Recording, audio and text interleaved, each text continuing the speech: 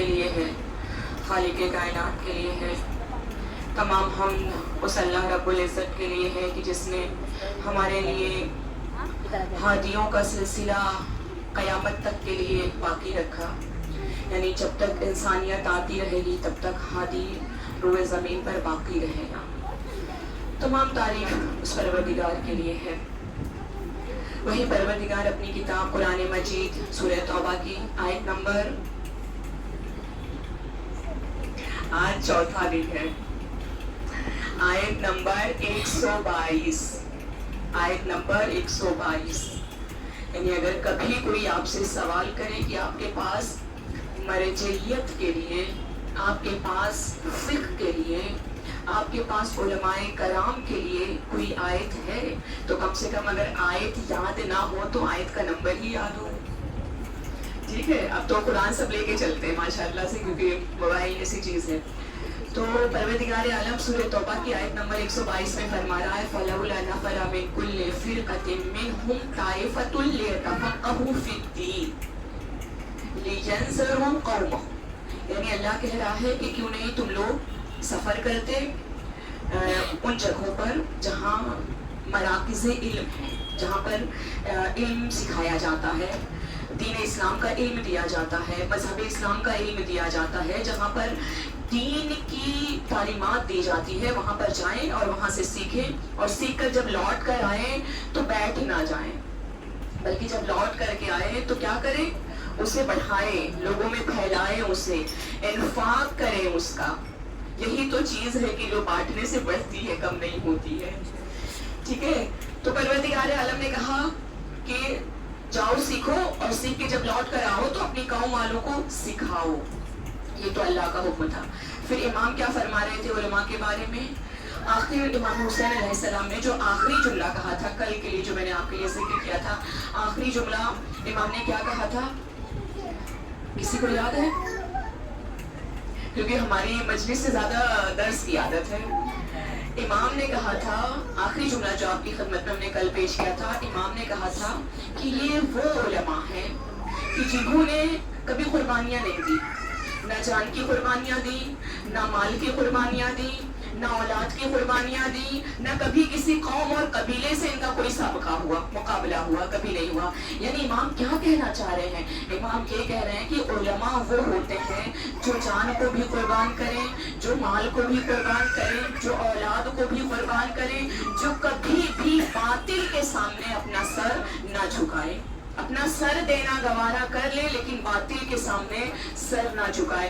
آج آپ سے سوال ہے کہ یہ بتائیے کہ آج اللہ کی راہ میں کس نے اپنی جان دی ہے؟ یا کون سے علماء تھے جو اللہ کی راہ میں جان دیتے چلے آئے ہیں؟ جنہوں نے اللہ کی راہ میں جان دی ہے وہ کون سے علماء تھے؟ کیا وہ مراجع تھے یا نہیں تھے جنہوں نے اللہ کی راہ میں؟ آپ تاریخ اٹھا کے دیکھیے نا، تقریباً جن لوگوں نے اللہ کی راہ میں جان دی ہے وہ علماء تھے۔ علماء نے اپنا بھرا بھرا گھر لٹا دیا ہے، علماء نے اپنا پورا پورا خاندان لٹا دیا ہے۔ کس سے لیا ہے یہ چیز؟ امام حسین علیہ السلام سے لی ہے۔ صرف مجھے یاد آ گیا جبکہ میرے موضوع سے ہٹ کر کے تھا، بس دل کر رہا جلدی سے آپ کے سامنے ایک عالم دین کا تذکرہ کروں جنہیں کہا جاتا ہے شہید ثانی کہا جاتا ہے۔ شہید ثانی ان کا لقب ہے، ان کا نام ہے زین الدین کر کے ان کا نام ہے۔ یہ ایک ایسے عالم دین ہے کہ انہوں نے جب ان کو حکم دیا گیا تھا کہ 7 ان کو قید کر دیا گیا تھا، اور قید کرنے کے بعد یہ حکم تھا کہ 7 دن کے بعد انہیں سولی دی جائے گی، 7 دن کے بعد انہیں سولی پہ لٹکا دیا جائے گا۔ انہیں بلایا گیا، اور بلانے کے بعد اور ان کی جو جاسوسی کیا تھا، انہیں ایک ہم کلاسی نے جاسوسی کر دیا تھا کیونکہ وہ ناصبی تھا، دشمن اہل بیت تھا۔ اس نے جا کے حاکم سے کہہ دیا کہ یہ زین الدین یہ رافضی ہے، شیعوں کے علماء ہیں، شیعہ ہیں، یہ جا کر کے شکایت کر دی تھی۔ تو حاکم نے انہیں زندان میں ڈال دیا تھا۔ جب انہیں زندان میں ڈالا تھا تو بلا کر کے کہا تھا کہ اگر تم اپنے اس عقیدے سے پھر جاؤ تو یہ جو سولی کا حکم دیا گیا ہے یہ واپس لے لیا جائے گا۔ 7 دن کے بعد سولی ہے، کہا کہ اگر تم اپنے عقیدے سے پھر جاؤ تو واپس لے لیا جائے گا۔ انہوں نے کیا کہا؟ انہوں نے کہا مجھے گوارا نہیں ہے یعنی مجھے یہ کہنا کہ میں اہل بیت کا ماننے والا نہیں ہوں یہ مجھے گوارا نہیں ہے۔ 7 دن میں ہم اور آپ رہتے تو کیا کرتے 7 دن؟ اس رو رو کے شاید گزر جاتا نا کہ یہ 7 دن بس آخری زندگی کے 7 دن ہیں۔ 7 دن میں انہوں نے کتاب لکھی ہے، کتاب کا نام ہے ایک صلوات پڑھنے والے محمد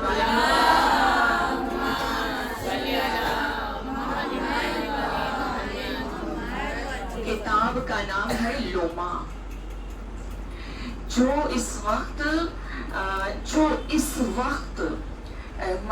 یہ بنتے ہیں عالم دین بنتے ہیں جن کے سر پہ امامہ رہتا ہے نا، لوما پڑھنے کے بعد ان کے سر پہ امامہ رکھا جاتا ہے۔ لوما پڑھنے کے بعد انہوں نے 7 دن کے اندر لوما لکھی ہے، کتاب لوما، جس کو جب درس میں ہمیں پڑھایا جاتا ہے 2 سال لگتا ہے، یعنی 2 سال ہمیں اسے پڑھنے میں لگتا ہے۔ ہمارا جو کورس ہے اس کورس میں 2 سال لگتا ہے کتاب لوما کو پڑھنے میں۔ انہوں نے صرف 7 دن میں کتاب لوما لکھی ہے۔ ان کی جب آپ تاریخ پڑھیے تو یہ جب ایک ایسے عالم دین تھے، یہ جب کتابیں لکھا کرتے تھے، مطالعہ کیا کرتے تھے، تو مطالعہ کرتے کرتے انہیں نیند آنے لگتی تھی، کیونکہ ہر انسان بھائی بشر ہے تو نیند اسے آنی ہے، نیند آنے لگتی تھی تو یہ ہمیشہ اپنے پاس ایک گرم تھالی رکھتے تھے، اور جیسے ہی نیند آتی تھی وہ تھالی اٹھا کر کے اپنے سر پہ رکھ لیتے تھے، یہاں تک کہ جوانی میں ہی ان کے سر میں بال نہیں بچے تھے۔ جوانی تھی ان کی، لیکن ان کے سر میں صرف اس تھالی کی گرماہٹ سے، اور جب گرم چٹکا ایک پڑ جاتا تھا تو نیند اڑ جاتی تھی اور وہ مطالعہ کرنے لگتے تھے۔ یعنی یہ علماء تھے، اتنی قربانیاں دی۔ 7 دن کے بعد جب انہیں سولی دی گئی ہے تو عام سولی نہیں دی گئی ہے، انہیں جو سولی دی گئی ہے کس طرح سے، ان کا ایک پیر ایک اونٹ کی گردن میں باندھا گیا، دوسرا پیر دوسرے اونٹ کی گردن میں باندھا گیا، اس کے بعد دونوں اونٹ کو 2 سمت میں دوڑایا گیا۔ اب آپ سوچئے گا کہ کہنا بڑا آسان ہوتا ہے نا، سوال اٹھانا مرجعیت پر، علماء پر سوال اٹھانا، لیکن علماء نے واقعاً یہ جو پہنچی ہے عزاداری، حقیقی عزاداری جو ہم تک پہنچی ہے علماء سے پہنچی ہے، لیکن یہی جو حقیقی ہماری عزاداری ہے اسی کو دشمن ختم کرنے میں لگے ہوئے ہیں، اسی کو ختم کرنے میں لگے ہوئے۔ ایک صلوات پڑھیں بین محمد والے محمد۔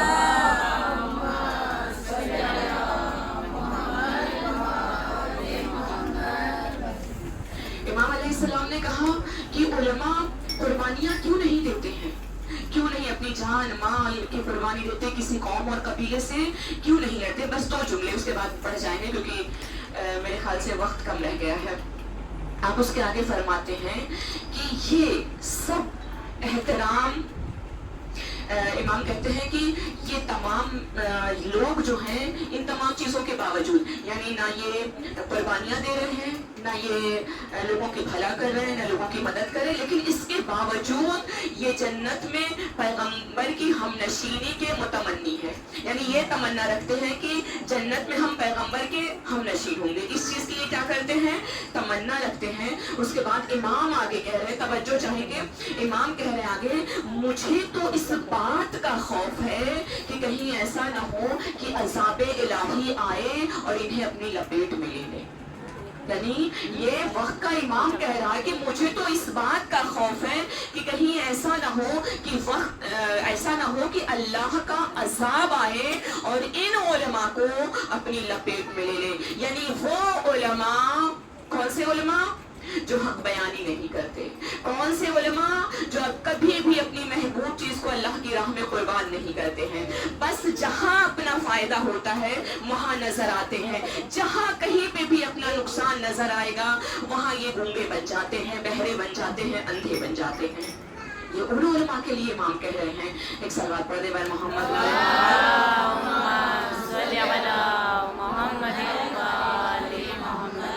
یہ تبرکن چاہا کہ امام کے کلام کو ذکر کریں، کیونکہ گفتگو اتنی زیادہ ہے کہ اگر پورے 2 مہینے صرف اسی ٹاپک پہ چلیں تو میرے خیال سے پھر بھی باقی رہ جائے گی، لیکن میں نے بہت کوشش کی کہ بس بات کو خلاصتاً آپ کے سامنے ذکر کروں۔ ہم لوگ کل کہاں پہنچے تھے کہ اس نے کیا کر دیا؟ ہمفرے نے محمد بن عبد الوہاب کے ساتھ مل کر کے کیا کر دیا؟ وہابیت کو ایجاد کر دیا، یعنی تاسیس کر دی، وہابیت کی تاسیس کر دی۔ اب یہ دھیرے دھیرے دھیرے دھیرے اس نے 18ویں صدی ہجری میں پورے عرب کو لے لیا، اور 18ویں صدی ہجری میں آل سعود نے اسے اپنا رسمی مذہب قرار دے دیا۔ یعنی سعودی میں دیکھیں کون سا مذہب ہے؟ وہابیت ہے۔ 18ویں صدی ہجری میں آل سعود نے وہابیت کو کیا کر لیا؟ رسمی مذہب اپنا بنا دیا۔ اب اس کے بعد آگے دیکھتے ہیں، صلوات پڑھیں بھائی محمد والے محمد۔ تھوڑا سمٹ کے بیٹھ جائیں تاکہ بعد میں پھر جو آئے تو ڈسٹرب نہیں ہو۔ ایک اور صلوات پڑھ دیں۔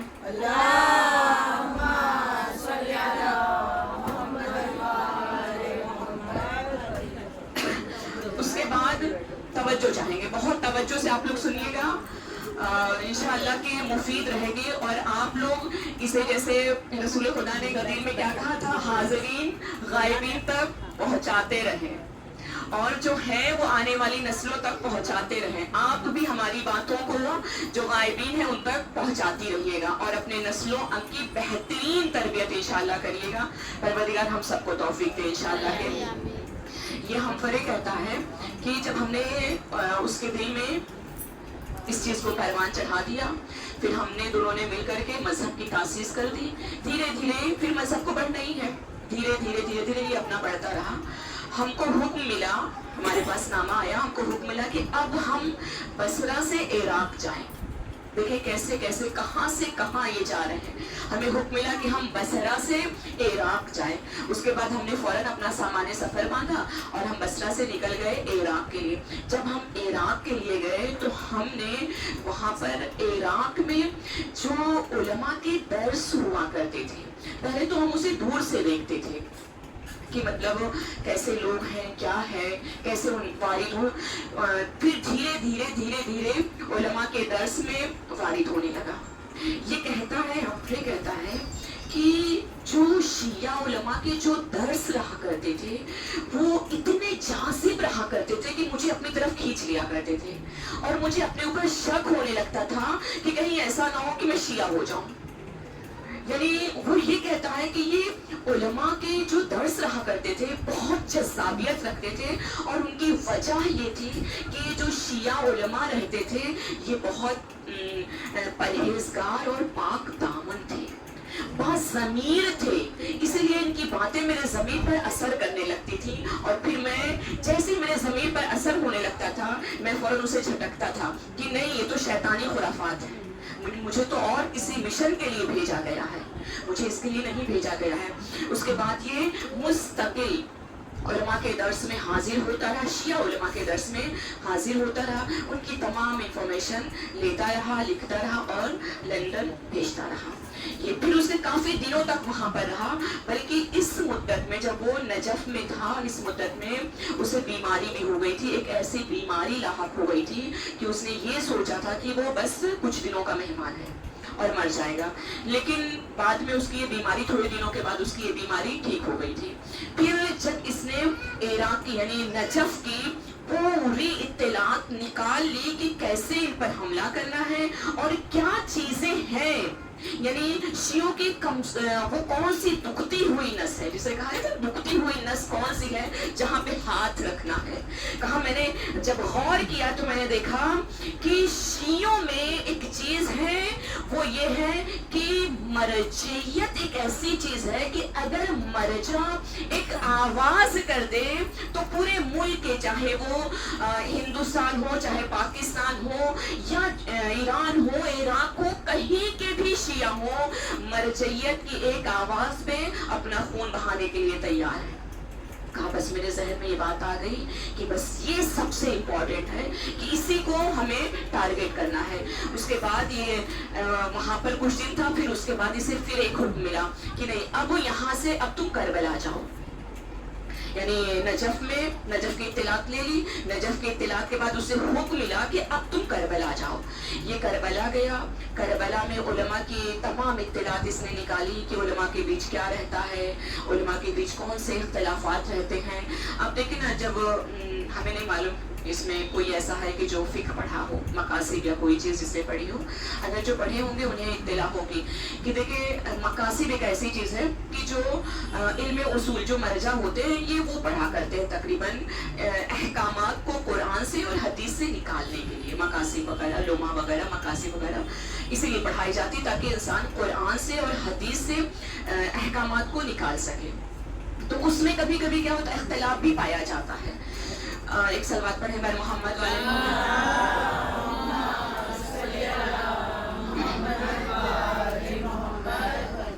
یہ عراق پہنچا, اس نے دیکھا کہ کون کون سی چیزیں ان کے درمیان اختلاف پایا جاتا ہے اور کون کون سی چیزوں میں اتفاق پایا جاتا ہے. تمام چیزیں اس نے نوٹ کر لی. نوٹ کرنے کے بعد ساری چیزیں جب اس نے کر لیا تو پھر اس کو حکم ملا کہ اب وہ واپس لندن آ جائے. یہ واپس گیا. جب واپس گیا تو ان سے تو پہلے اس کی تمام گزارشات لی گئی. تمام گزارشات لینے کے بعد اس سے کہا گیا کہ تم وہ شخص ہو کہ جس نے ہماری حکومت یعنی حکومت برطانیہ کے لیے ایک عظیم کام انجام دیا ہے جسے کبھی بھی برطانیہ حکومت فراموش نہیں کر سکتی ہے. یعنی اس سے یہ کہا گیا کہ کبھی برطانیہ حکومت تمہارے احسانات کو فراموش نہیں کرے گی. پھر اس کو 10 دن کی چھٹی دی گئی. پھر وہ چھٹی پہ چلا گیا. جب 10 دن کے بعد اپنے گھر سے واپس آیا تو آپ دیکھیے گا کیسے فتنہ برپا کیا گیا ہے. جب یہ واپس آیا, واپس آنے کے بعد جب سیکریٹری سے ملا تو سیکریٹری نے اس سے کہا کہ آج ہم تمہیں 2 راز بتانے والے ہیں. غور سے سنیے, آج ہم تمہیں 2 راز بتانے والے ہیں. اس کے بعد یہ کہہ کر کے کہا میرا ہاتھ پکڑا اور میرا ہاتھ پکڑنے کے بعد مجھے ایک کمرے میں لے کر کے گیا. جب مجھے ایک کمرے میں لے کر کے گیا تو میں نے دیکھا کہ دائرے میں یعنی گول کرسی اور میز لگی ہے اور لوگ دائرے میں یعنی گولائی میں لوگ بیٹھے ہوئے ہیں. جب میری نظر ان پہ پڑی تو قریب تھا کہ میں چیخ اٹھتا, لیکن میں نے اپنے کو سنبھالا اور اس کے بعد میں تعجب سے اور حیرت سے انہیں دیکھ رہا تھا کہ یہ کیا ہے. اب آپ سوچیں کہ کیا رہا ہوگا وہاں پہ. کیا شیر کو بلا کے وہاں پہ بٹھا دیا گیا تھا؟ کیا کسی درندے کو بلا کر کے بٹھا دیا گیا تھا؟ نہیں, نہ کسی شیر کو بلا کر بٹھایا گیا تھا, نہ کسی درندے کو بلا کر بٹھایا گیا تھا, بلکہ وہاں پر جو موجود لوگ تھے وہ بہروپیہ لوگ تھے. اب آپ کہیں گے کون سے بہروپیہ لوگ؟ یعنی ایک سلوات پڑھے بر محمد والے.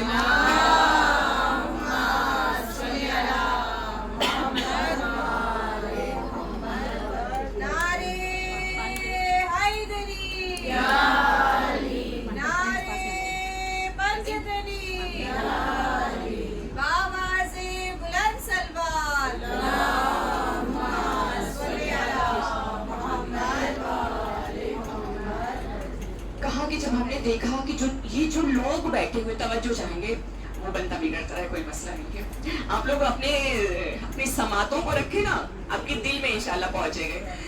کہا جب ہم نے دیکھا تو یہ کون سے لوگ تھے؟ یہ بہروپیہ لوگ بیٹھے ہوئے تھے. یعنی کچھ لوگ بیٹھے ہوئے تھے جنہیں ہو بہو ان لوگوں جیسا بنایا گیا تھا جو لوگ وہاں پر رہتے تھے. یعنی سب سے پہلے کہا کہ میری نظر پڑی کہ جو سلطنت عثمانیہ کا جو حاکم تھا ہو بہو اسی طرح کا ایک شخص بیٹھا ہوا تھا. یعنی شکل وہی, بولنے کا انداز وہی, خصلتیں وہی, یعنی تمام چیزیں اس کی سلطنت عثمانیہ کے حاکم کے جیسی تھی. اور اس کے بعد جب میری نظر دوسرے شخص پر پڑی تو میں نے کیا دیکھا کہ قسطنطنیہ کا جو شیخ الاسلام تھا بالکل اس کی دوسری تصویر تھی.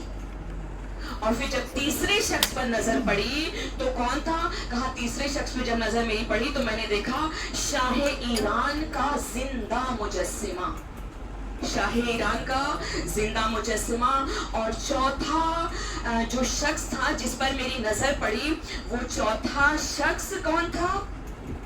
دربار ایران کا شیعہ عالم دین کی جیتی جاگتی تصویر. شیعہ عالم دین کی جیتی جاگتی تصویر، یعنی وہ نہیں تھے، ان کی تصویر بنائی گئی تھی، وہ نہیں تھے، ان کی جیسا بنایا گیا تھا، کپڑے ویسے ہی، حلیہ ویسے ہی، شکل ویسے ہی، بولنے کا انداز ویسے ہی، اٹھنے بیٹھنے کا انداز بالکل وہی جیسے ان عالم دین کا تھا۔ اور پھر اس کے بعد جب میری نظر 5ویں عالم دین پہ پڑی ہے تو میں نے کیا دیکھا کہ نجف کے جو مراجع تھے، نجف کے جو مرجع تھے، بالکل ان کی تصویر تھی۔ اب آپ سوچئے گا کہ کیسے کیسے یہ لوگ ہمارے مذہب میں وارد ہوئے ہیں۔ پھر اس کے بعد میرے سیکورٹی نے کہا کہ اگر اب آپ توجہ چاہیں گے، ٹھیک ہے، اس کے بعد کہا، اس نے کہا کہ اب اگر آپ ان سے سوال کرنا چاہیں، جیسے آپ نجف کے عالم دین سے مل کر کے آئے ہیں، نجف کے عالم دین سے آپ مل کر کے آئے ہیں، تو اب آپ کچھ اگر سوال کرنا چاہیں تو پوچھ لیں، دیکھیں ان کے سوالات ان کے سوالات متفق ہیں یا نہیں۔ کہا میں نے ایک ایک کر کے ان سے ان کے مطابق سوال کرنا شروع کیا۔ جب میں نے شیعہ عالم دین سے میں نے سوال کیا، جو شیعہ نجف کے عالم دین مرجع تھے، یعنی جو بہروپیہ مرجع وہاں پہ تھے، جب میں نے ان سے سوال کیا تو انہوں نے بالکل بے عین ہی اسی طرح کا جواب دیا جس طرح کا جواب شیعہ عالم دین جو نجف میں تھے وہ جواب دیتے تھے۔ اور جب میں نے عالم دین ایران کے عالم دین کا جو بہروپیہ تھا، جب اس سے سوال کیا تو بالکل وہی جواب جو وہاں کے عالم دین دیتے تھے۔ اسی طرح میں نے دیکھا کہ یہ پانچوں جو تھے بالکل ان سے میں نے جو سوالات کیے بالکل صحیح جواب دیا۔ اور یہ وہ لوگ تھے جو جنہیں ترکی زبان بھی آتی تھی، جنہیں عربی بھی آتی تھی، جنہیں فارسی بھی آتی تھی، اور جنہیں انگلش بھی آتی تھی، یعنی یہ تمام زبانوں پر مہارت رکھتے تھے۔ یعنی معلوم یہ ہو رہا تھا کہ شاید ان لوگوں کو پہلے ان کی صحبت میں رکھا گیا ہے، یعنی ہو بہو کوئی کسی کے جیسے کیسے ہو سکتا ہے؟ ادائیں بھی ویسے ہی، بولنے کا انداز بھی ویسے ہی، کپڑے بھی ویسے ہی، شکل بھی ویسے ہی، لہجہ بھی وہی، کیسے ہو سکتا ہے؟ یا تو انسان خاندانی ہو، لیکن اگر خاندانی نہیں ہے تو اتنا آسان نہیں ہے۔ لیکن دیکھیں کتنا آگے ان لوگ 200 صدی پہلے کتنا آگے نکل چکے تھے بہروپیہ بنانے میں۔ اور آج دیکھیں ان لوگوں نے یہی کیا ہے۔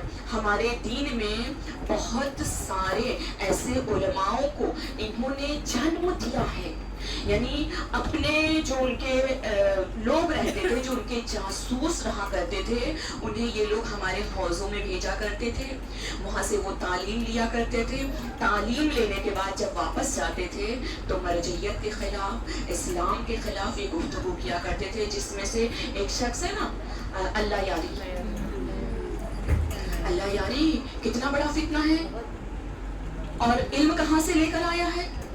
نجف اور ایران سے لے کر علم آیا ہے، یعنی ان کے حوضے میں رہ کر کے، ان کے حوضے سے تعلیم لے کر کے آیا ہے، اور اب آ کر کے انہی کے خلاف بول رہا ہے، اور وہ بھی اتنے اس پر بول رہا ہے کہ پوری دنیا اسے سن رہی ہے، پوری دنیا اسے دیکھ رہی ہے، کوئی تو اس کی باتوں میں، اس کے جھانسے میں کوئی نہ کوئی تو آ جائے گا۔ اسی طرح سے بہت سارے ایسے عالموں کو بھی ان لوگوں نے بنایا کہ دیکھنے میں تو وہ عالم رہتے تھے، درس دیا کرتے تھے، ان کا حلقہ رہا کرتا تھا، لیکن اس حلقے میں کیا سکھایا جاتا تھا وہ نہیں معلوم تھا۔ تو کنیزان سیدہ، یہ 200 سال کا یہ جو دورہ رہا ہے، اس میں عالموں کے درمیان بہت سے بہروپیہ بھی آ گئے۔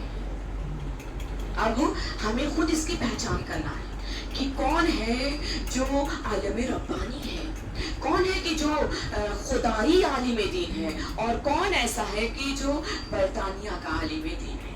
اس کی شناخت کرنی پڑے گی۔ اور یہ جو اخباریت کا جو وجود آیا ہے، یہ کس طرح سے آیا ہے؟ ایک صلوات پڑھیں پیر محمد والے۔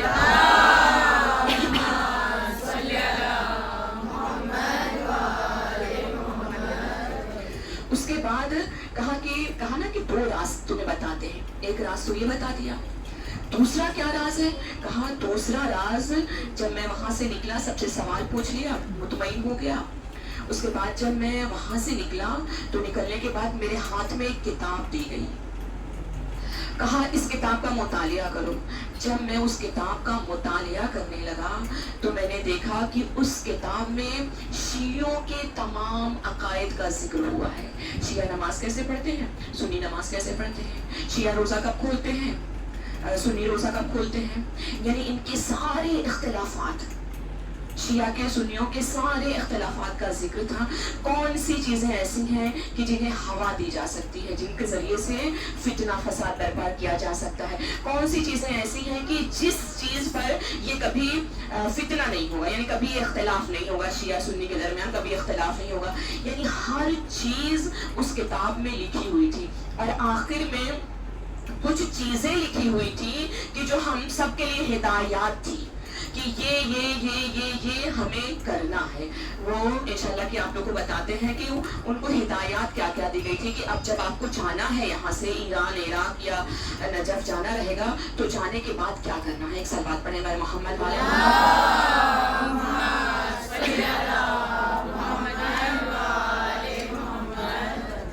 کہا سب سے پہلے جو کرنا رہے گا شیعہ اور سنی کے درمیان اختلاف کرنا پڑے گا.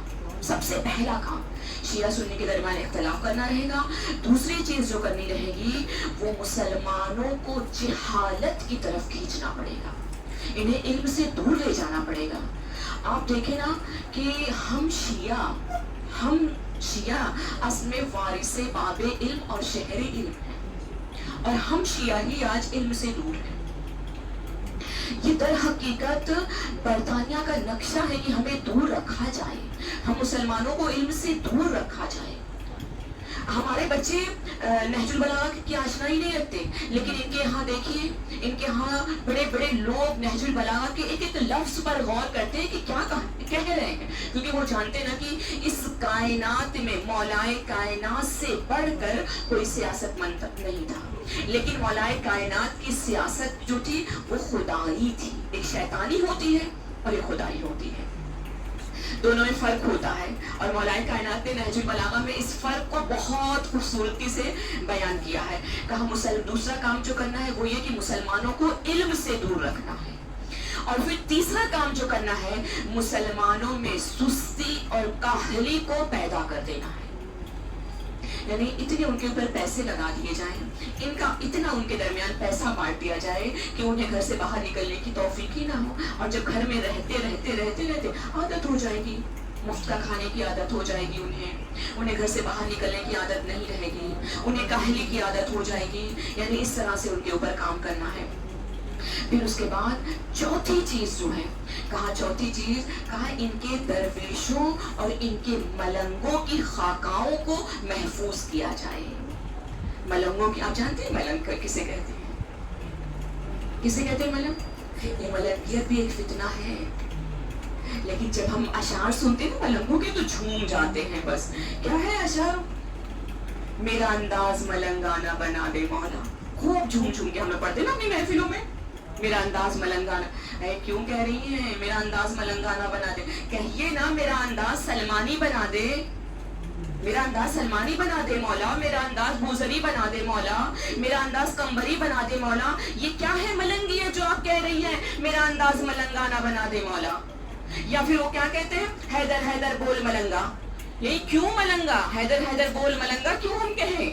بھئی ہم حیدر حیدر کرنے کے لیے ہماری خود شخصیت کم ہے کہ ہم اپنے آپ کو ملنگا سے تشبیہ دیں؟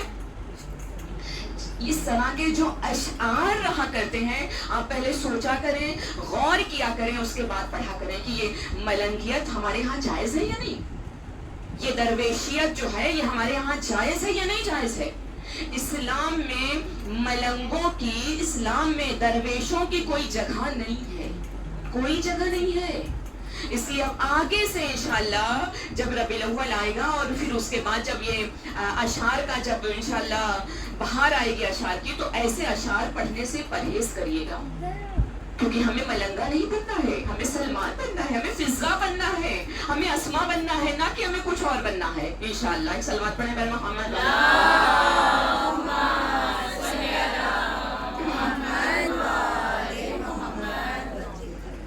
اور پھر اس کے بعد چوتھی چوتھی چیز یہ تھی کہ درویشی، یعنی ان کو ایسا بنا دیا، درویش بنا دیا، بس نماز روزہ اور مسجد سے باہر نہیں نکلنا، اور پھر ہائے بس علی علی در پہ علی، بس اسی طرح کا ان کا مطلب وہ بنا دیا جائے، مزاج بنا دیا جائے۔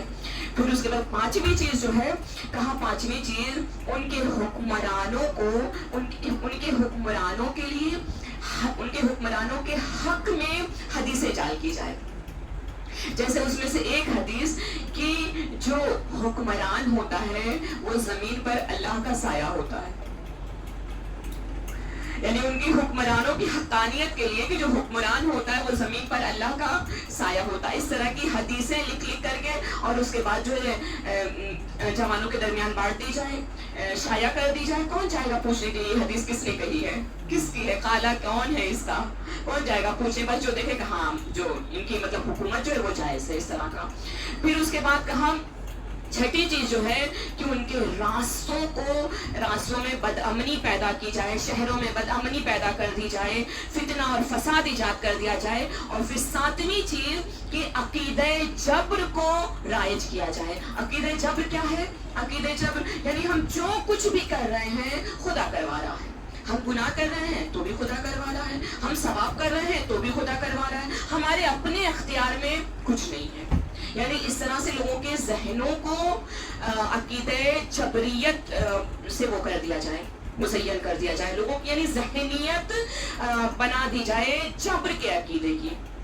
اور پھر اس کے بعد کہ اسلامی ممالک میں فقر اور فاقے کو ایجاد کر دیا جائے، یعنی اتنا زیادہ۔ اور آپ دیکھیں نا کہ حدیث بھی ہے نا کہ فقر کیا ہے، کیا ہے فقر؟ غریبی کیا ہے؟ غریبی ایمان کو کھا جاتی ہے، غریبی ایمان کو کھا جاتی ہے۔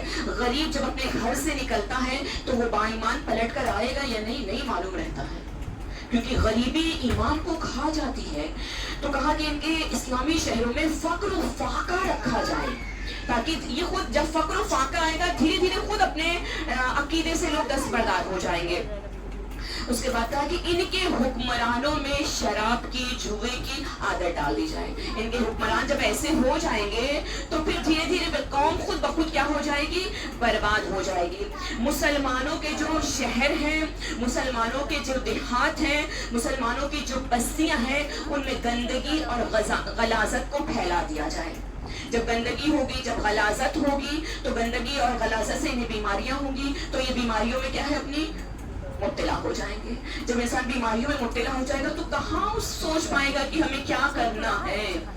اس کے بعد پھر 11ویں چیز جو کہا، 11ویں چیز یہ ہے کہ علماء دین اور عوام کے درمیان جو رابطہ اور جو دوستی پائی جاتی ہے اسے ختم کر دیا جائے۔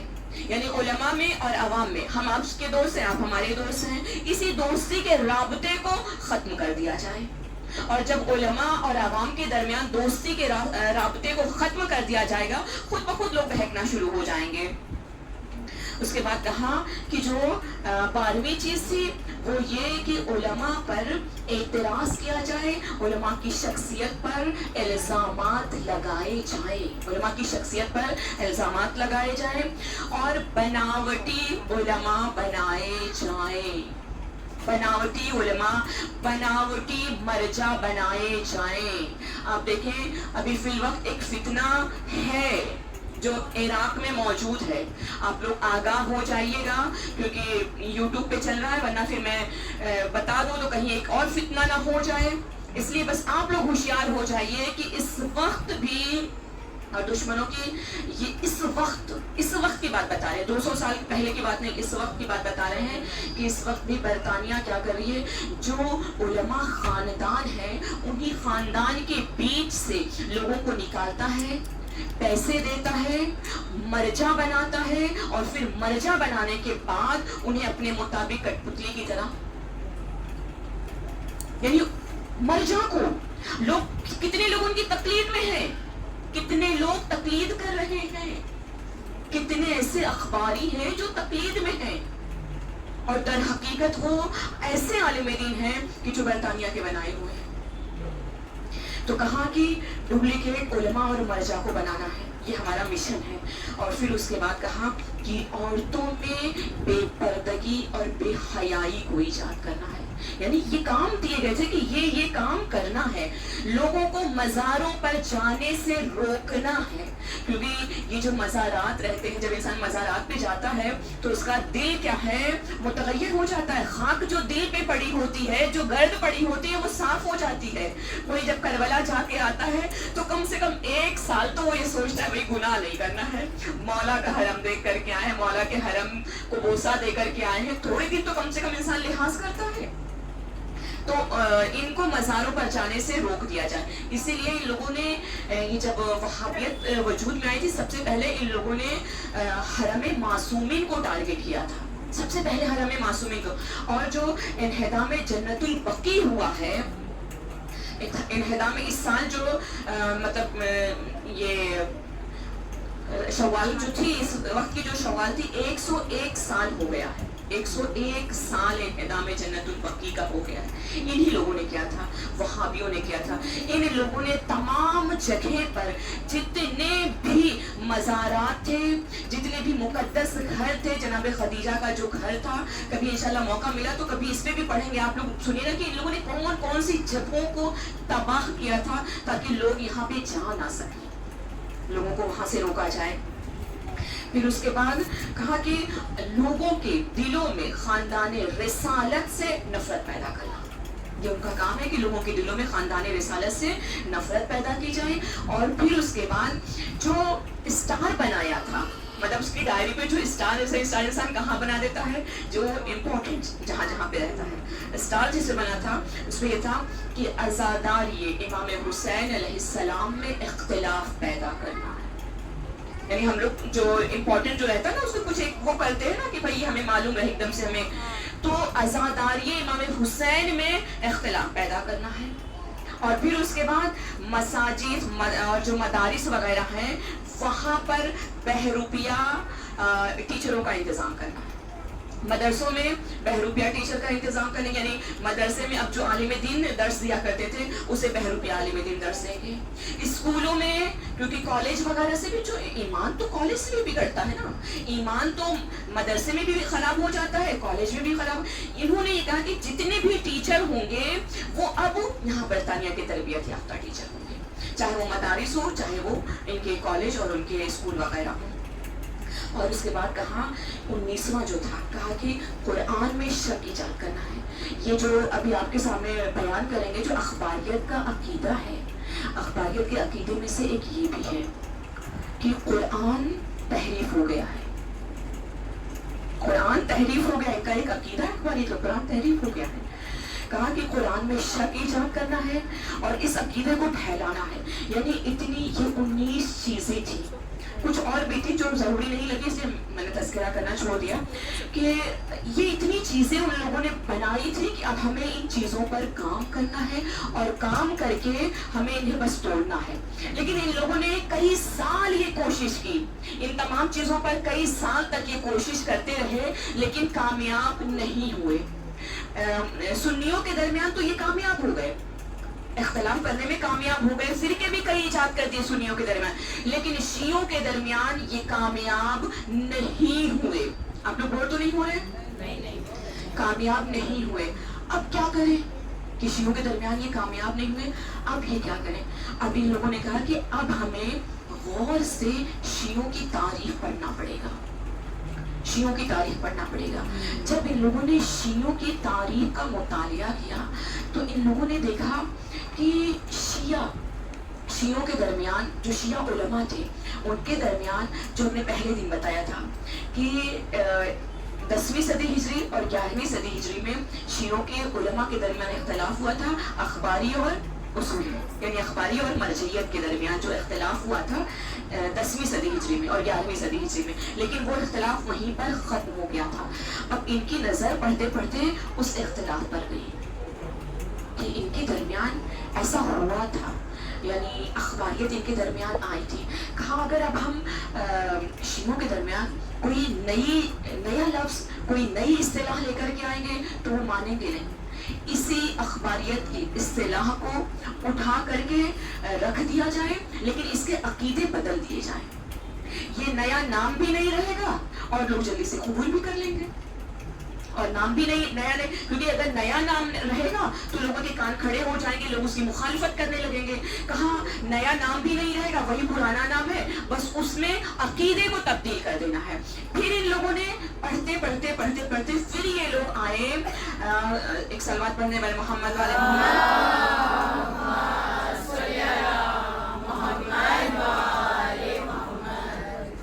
پھر یہ لوگ آئے 1891 میں، یعنی مطالعہ کرتے کرتے تاریخ کا آئے یہ لوگ 1891 میں.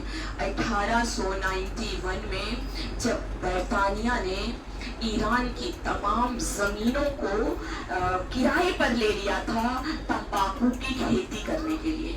تمباکو کی کھیتی کرنے کے لیے اس کے کئی مقصد تھے. ایک مقصد یہ تھا کہ تمباکو کی کھیتی کے ذریعے سے ان کی کھیتیوں کو بنجر بنا دیا جائے. تمباکو کی کھیتی کے ذریعے تمباکو کو اتنا سستا کر دیا جائے کہ ہر فرد کو تمباکو کا نشہ لگ جائے، ہر جوان کو تمباکو کا نشہ لگ جائے اور ہر کوئی تمباکو استعمال کرنے لگے. اور تمباکو کی جو کھیتی رہے گی، یعنی بزنس کے بہانے ہم ایران میں وارد ہو جائیں گے.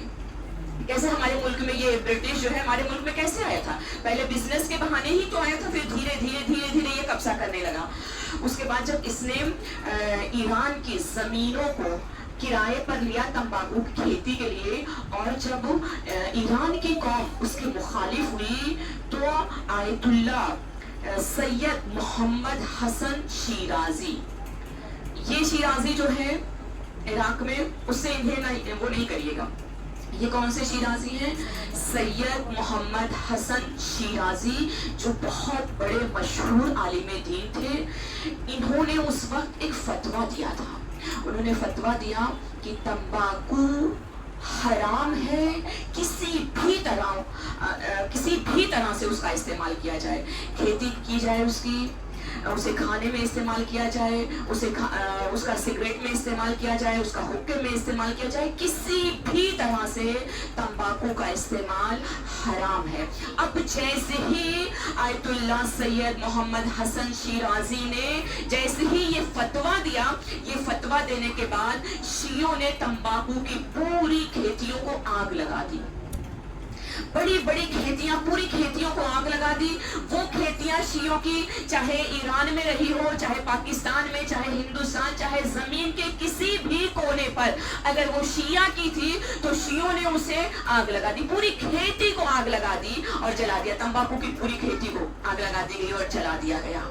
اب جب یہ دیکھا کہ ایک مرجع کی ایک آواز پہ، ایک فتوے پر کائنات میں اتنا بڑا انقلاب آتا ہے، بس کہا بس یہی ان کی دکھتی ہوئی نس ہے، اسی پر ہمیں ہاتھ رکھنا ہے، بس اسی کو ہمیں پکڑنا ہے، بس اسی کے درمیان ہمیں اختلاف پیدا کرنا ہے. کہا بس ہمیں جو چاہیے تھا وہ ہمیں مل گیا. یعنی کیا مل گیا؟ کہا دیکھو اب ہمیں ایک اصطلاح مل گئی ہے، ایک لفظ مل گیا ہے اخباریت، جو 10ویں صدی ہجری سے ملا ہے، اور آج جو ہمیں مل گیا ہے مرجع. اب انہی کو ہمیں کیا کرنا ہے؟ آپس میں لڑاتے رہنا ہے، اور لڑا کے یہ شیعوں میں اختلاف پیدا کرنا ہے. اور کیونکہ یہ واحد شیعہ ایک ایسی قوم ہے جو کبھی ظلم کے آگے جھکتی نہیں ہے. باقی جتنے بھی لوگ ہیں ان کے ایمان آپ نے دیکھے ہیں، اس جنگ میں سب کے ایمان آپ لوگوں نے دیکھ لیے ہیں بہت اچھے سے، سب کی طاقتیں بھی دیکھ لی، سب کے ایمان بھی دیکھ لیے. ایران میں لوگ جا رہے تھے، رجسٹریشن کروا رہے تھے شہادت کے لیے کہ ہمیں جانا ہے، ہمیں جانا ہے. وہاں کی فوجیں رو رہی تھی کہ ہمیں جانا نہیں ہے. کیوں؟ کیونکہ وہاں شہادت ہے، یہاں ہلاکت ہے. فرق یہی ہے، وہاں شہادت ہے، یہاں ہلاکت ہے. وہاں شہادت کا ایمان ہے، وہاں دوسری زندگی کا ایمان ہے، اور یہاں فنا ہے. یہی فرق تھا. कनीसाने सैयदा, बस यही वजह बनी कि इस फ़िरके को ईजाद किया गया, यानी अखबारियत को ईजाद किया गया है। इंशाअल्लाह आप कल बयान करेंगे कि फिर कैसे इसे रवाज दिया गया है, कैसे कैसे उन उलमा का नाम भी आपके सामने जिक्र करेंगे जिन्होंने इसे हवा दी है, जिन्होंने इस अखबारियत को लोगों के दरमियान मंजर आम पर जो लाए हैं। इंशाअल्लाह कि कल, क्योंकि वक्त बहुत ज़्यादा हो गया है, एक सलावत पढ़ने पर मोहम्मद वाले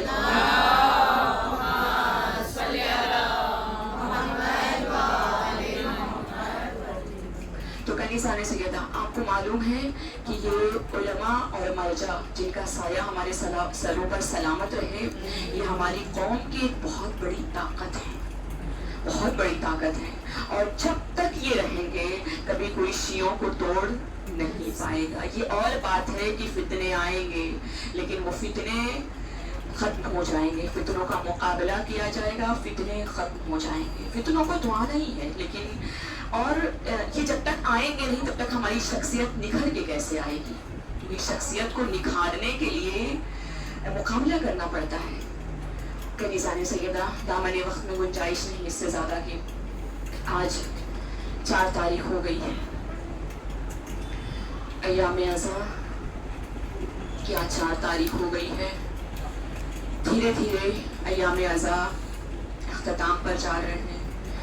कनीसाने सैयदा, रवायत में मिलता है कि इमाम हुसैन अलैहिस्सलाम जब मक्के से निकले थे, सफ़र करते करते जब इमाम हुसैन तीसरी मंजिल पर पहुंचे थे, क्योंकि सफ़र करते थे तो मंजिल ली जाती थी, थोड़ी देर के लिए मंजिल ली जाती थी, आराम किया जाता था, पानी भर लिया जाता था, आगे सफ़र की तैयारी की कर ली जाती थी। जब तीसरी मंजिल पर इमाम हुसैन अलैहिस्सलाम पहुंचे हैं तो इमाम हुसैन ने मौला अब्बास को आवाज़ दी, कहा अब्बास, अब हमारी चौथी मंजिल के लिए हमारे पास जितना पानी है उसके 4 बराबर पानी भर लिया जाए। मौला अब्बास ने कहा, आका, हमारे पास काफी मिकदार में पानी है, हमारी मंजिल दूर नहीं है, काफी मिकदार में हमारे पास पानी है, हम अपनी मंजिल तक पहुंच जाएंगे, इतना पानी है। इमाम हुसैन ने कहा, अब्बास, लेकिन जरूरत पड़ेगी पानी 4 मिकदार बराबर ज्यादा भर लो। मौला अब्बास ने पानी का इंतजाम कर लिया। जब चौथी मंजिल आई है ना, तो एक मर्तबा इमाम हुसैन ने मौला अब्बास से कहा, अब्बास देखो कोई लश्कर आता हुआ तो नहीं दिखाई दे रहा है। मौला अब्बास ने जब थोड़ा आगे बढ़ के देखा, कहा, आका, कोई लश्कर तो नजर नहीं आ रहा है, लेकिन ऐसा लग रहा है कि कुछ दरख्त हैं जो नजर आ रहे, किसी चीज के दरख्त हैं। इमाम हुसैन ने कहा, अब्बास, वो दरख्त नहीं है, वो लश्कर है, और वो लश्कर बहुत जल्द हमारे करीब आने वाला है। अरबाबे अज़ा थोड़ी देर के बाद वो लश्कर धीरे धीरे धीरे धीरे इमाम हुसैन अलैहिस्सलाम के पास पहुंचा। जब इमाम हुसैन अलैहिस्सलाम की खिदमत में आया है ना, तो लश्करियों की हालत ऐसी है कि उनकी ज़बानें बाहर निकली हुई हैं। प्यास का इतना गलबा है कि करीब है कि ये लश्कर वाले अपने घोड़े पर से गिरे और इनका दम निकल जाए। अरबाब ऐसा रवायत कहती है कि जो लश्कर का सरदार था वो हुर था, वो इमाम की खिदमत में आया और आने के बाद इमाम से अर्ज किया, सलाम किया, इमाम से अर्ज किया कि अगर थोड़ा पानी मिले तो हमें पिला दे। इमाम हुसैन ने कहा, अब्बास, जो पानी मैंने भरवाया था वो ले आओ। मौला अब्बास पानी ले आए। उसके बाद मौला अब्बास, अली अकबर, तमाम बनी हाशिम के जवान पानी पिलाना शुरू कर दिया। पानी पिला रहे हैं। बस रवायत कहती है कि एक ऐसा शख्स था जिसपे प्यास का इतना गलबा था कि वो अपने ऊंट से गिर गया था, और उसके बाद अपने ऊँट से गिर गया था कि वो जल्दी से पानी पी ले। और उसके बाद जब किसी ने ला करके उसे मशकीज़ा खोल करके जब उसे पानी दिया तो वो इतनी उजलत में था कि मशकीज़ा गिर गया, पानी बह गया, उसकी प्यास नहीं बुझी। इतने में उसने देखा कि दूर कुर्सी पे कोई बैठा हुआ था, मसनद पे कोई बैठा हुआ है। वो अपनी जगह से उठा है और ला करके अपने हाथों से उसे पानी पिलाया। ये कहता है कि जब मैंने पानी पी लिया, जब मैं अपने में आया, जब मेरी प्यास बुझ गई, जब मैंने पानी पी लिया, तो मैंने सवाल किया, ये कौन है? तो किसी ने जवाब दिया, यही तो हुसैन इब्न अली।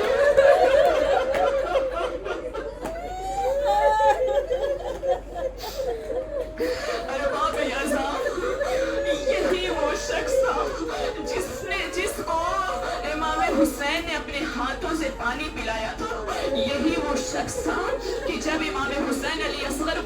کے گئے تھے, پانی کا سوال کیا تھا, تو اسی نے کہا تھا اے حسین اگر پوری کائنات پانی سے سیراب ہو جائے پھر بھی ایک قطرہ پانی نہیں دیں گے.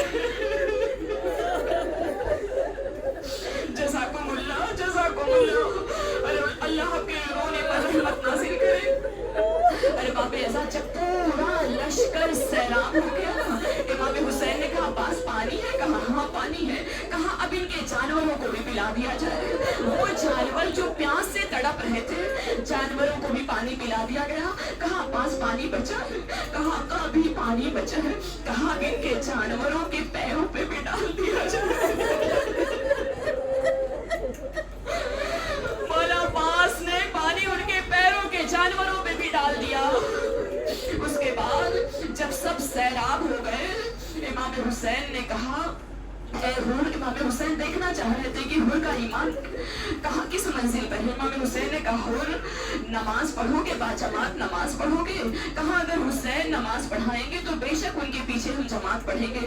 امام نے نماز قائم کی, سب نے نماز پڑھی. نماز پڑھنے کے بعد امام حسین اپنے گھوڑے پہ سوار ہوئے. آگے جیسے ہی چند قدم آگے بڑھے تھے ایک مرتبہ حور آگے بڑھتا اور کہتا ہے حسین ہم تمہیں کہیں نہیں جانے دیں گے, ہم معذور ہیں کہ ہم تمہیں گرفتار کر کے ہم تمہیں شام لے کر کے جائیں. ایک مرتبہ امام حسین نے کہا اے حور تو مجھے نہیں روک سکتا ہے, جہاں میری مرضی ہوگی میں جاؤں گا. اتنا کہہ کے امام نے جیسے اپنے رہوار کو آگے بڑھایا ہے نا, بس ایک مرتبہ حور آگے بڑھا اور امام کے لجاج پر جیسے ہی ہاتھ ڈالا ہے نا, ایک مرتبہ امام کو غصہ آیا. امام نے کہا اے حور تیری ماں تیرے ماتم میں بیٹھے, اتنا کہنا تھا. ایک مرتبہ حور کہتا ہے اے حسین اگر تمہاری ماں فاطمہ نہ ہوتی تو میں بھی یہی کہتا. اب مولا حسین کو معلوم ہو گیا اس کے دل میں میری ماں فاطمہ کی محبت ہے.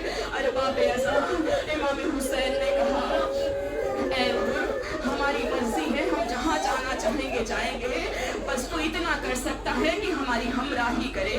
اب آگے آگے قافلہ چل رہا ہے, حور کا لشکر بھی پیچھے پیچھے چل رہا ہے.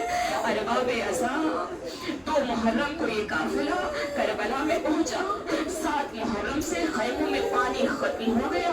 اب 7 محرم سے بچوں کی التش کی صدائیں بلند ہونے لگی. جب شب عاشور آئی ہے نا, حور جب اپنے خیمے میں جاتا تھا نا تو اسے خیام میں امام حسین سے بچوں کے رونے کی صدائیں آتی تھی.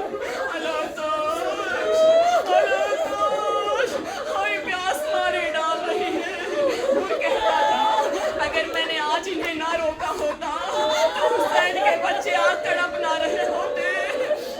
یہ پریشان ہو جاتا, خیمے سے باہر آتا, آسمان کی طرف نظر کرتا, پروردگارا میں اپنے آپ کو جنت اور جہنم کے بیچ دیکھ رہا ہوں. ایک طرف حسین ہے, ایک طرف یزیدی لشکر ہے. بس روایت کہتی ہے حور پوری رات اسی طرح سے پریشان رہا. جب صبح ہوئی نا, جیسی صبح ہوئی بیٹے کو آواز دی, کہا میں جنت کی طرف جا رہا ہوں, تمہاری مرضی جہاں رہنا ہے رہو. ارباب ایسا یہ کہہ کر اپنے بیٹے سے کہا میرے ہاتھوں کو باندھ دو. بیٹے نے ہاتھوں کو باندھ دیا. کہا میں اس طرح سے جانا چاہتا ہوں جیسے کوئی مجرم آتا ہے. بس حور نے اپنے ہاتھوں کو مدوا لیا, خیام امام حسین کی طرف بڑھا. جیسے جیسے امام حسین کے خیام کی طرف بڑھا تھا دل میں خیال آ رہا تھا نہیں معلوم فرزند زہرا ہمیں معاف کریں گے یا نہیں معلوم میری خطا معاف ہوگی یا نہیں. لیکن جیسے خیام امام حسین سے قریب ہوئے ایک مرتبہ امام حسین نے آواز دی عباس مہمان آ رہا ہے, آگے بڑھ کے استقبال کرو.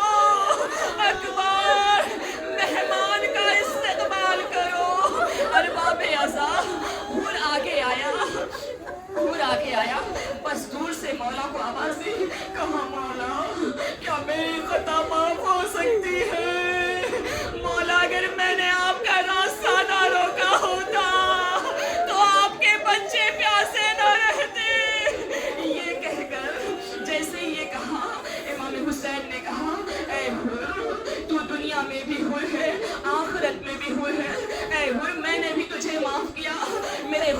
भी तुझे माफ किया, बस इतना कहना था। एक मर्तबा हुर कहता है, मौला मुझे मैदान की इजाजत दीजिए, मैं पहले मैदान में जाना चाहता हूँ।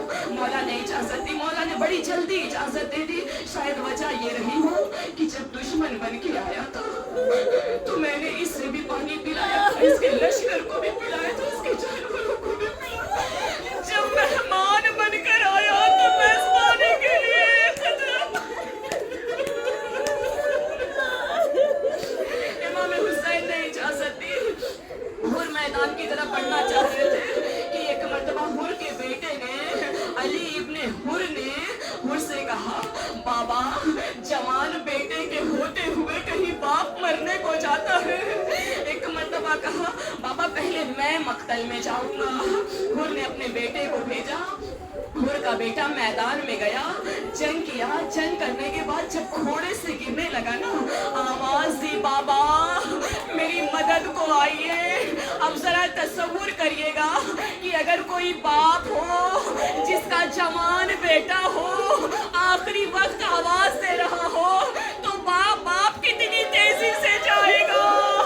लेकिन जब हुर अपने बेटे के लाश पे पहुंचे हैं ना, तो क्या देखा, इमाम हुसैन पहले पहुंच चुके हैं। बेटे का लाशा इमाम हुसैन की आगोश में है। हुर ने कहा, मौला ये तो गुलाम ज़ादा है, गुलामों के लाशे आका की आगोश में नहीं रहते हैं। इमाम हुसैन ने कहा, सुनना चाहेंगे? इमाम हुसैन ने कहा, जवान बेटा है तू ज़ईफ है, जवान बेटों के लाशे ज़ईफ बाप नहीं उठाते। दिल चाहता है आवाज मौला, जब अकबर आवाज देंगे, बाबा मेरा आखिरी सलाम कबूल कीजिए। ए मौला, अरे कौन होगा जो आपके बाजुओं को पकड़ के कहे, हुसैन ना जाओ, अकबर जाओ।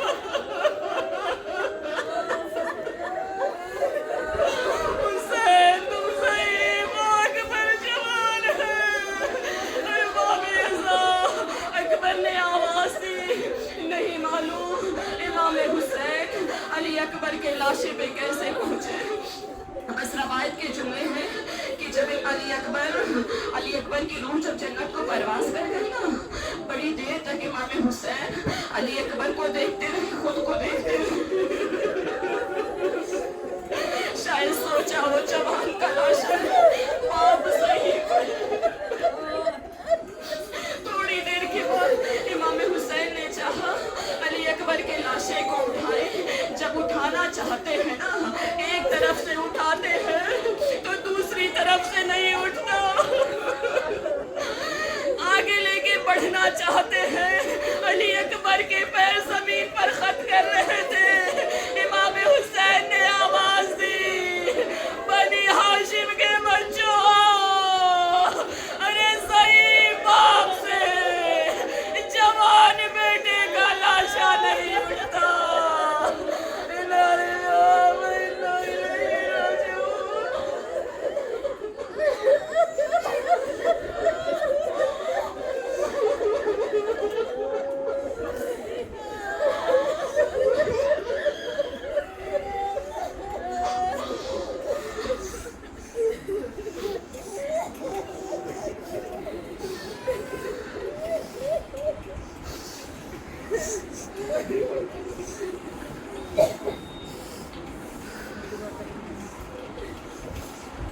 اللهم بحق فاطمة